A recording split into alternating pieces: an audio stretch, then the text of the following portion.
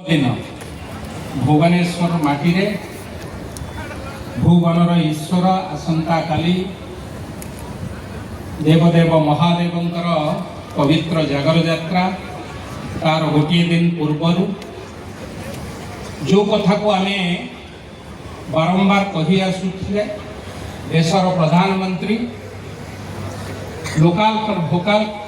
कथा कही स्वदेशी जिनस को किभली भाव सारा देश रे प्रचार प्रसार सहित देश बाहर को विदेश रे मध्य मो जिनस आम राज्यर बाहर देशर लोक ये देशर माटीर बास्ना को जानिबे माटीर बास्ना को ध्यान करिबे एवं ए कथा को प्रचार प्रसार करिबा पाई अशेष अशेष धन्यवाद देवी। आज हस्ततंत्र शिल्प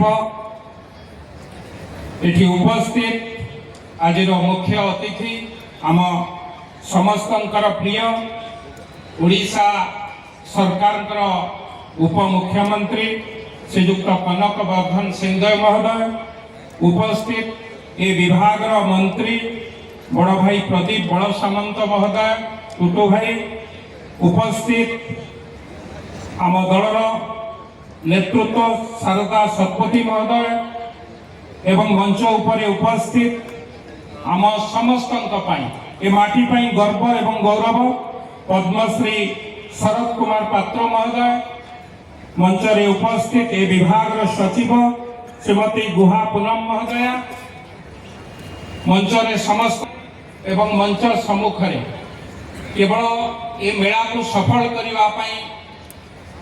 आपण माने उपस्थित नहंती विकसित भारत विकसित ओडिशा 2036 एवं 2047 आम समस्त जो स्वप्न रही जो संकल्प रही से संकल्प को समस्त मिलित उद्यम हाथ उपर हाथ पकई किभली भावे देश को श्रेष्ठ तार पहुंचई पारिबा श्रेष्ठ जगार पहुंचई पारिबा ताहा पई एक संकल्प नवा को आसीथिबा मोर समस्त गुरुजन माने समस्त भाई भौणी मान को पुणी थे शुभेच्छा जनाऊँ। ए माटी एक सर्वश्रेष्ठ माटी ए माटी की जो माने 200 वर्ष धरी शासन करथिले आज विश्व अर्थनीति रे आमे तांको ठारू यथेष्ट आगे तेणु ए गर्वर माटी की आमे समस्ते पुणी थे मिलित उद्यम रे मिलित सहयोग रे आत्मनिर्भर भारत भाव रे जो परिकल्पना रही आम माटी की आमे श्रेष्ठ करवा आम माटी की आमे श्रेष्ठ जगह पहुंचेबा ए देश विश्वर गुरु हम ए जो भावना रही से भावना को ये मेला निश्चित भाव एक माइल खुंटी भाव एक निर्यास पहुंचेब। तेणु समस्त अतिथि माने पुणी थे समस्त को अशेष अशेष धन्यवाद दूची ये मेला को आसीथिबा समस्त बंधु मान को केवल ये मेला को आसिकी एठू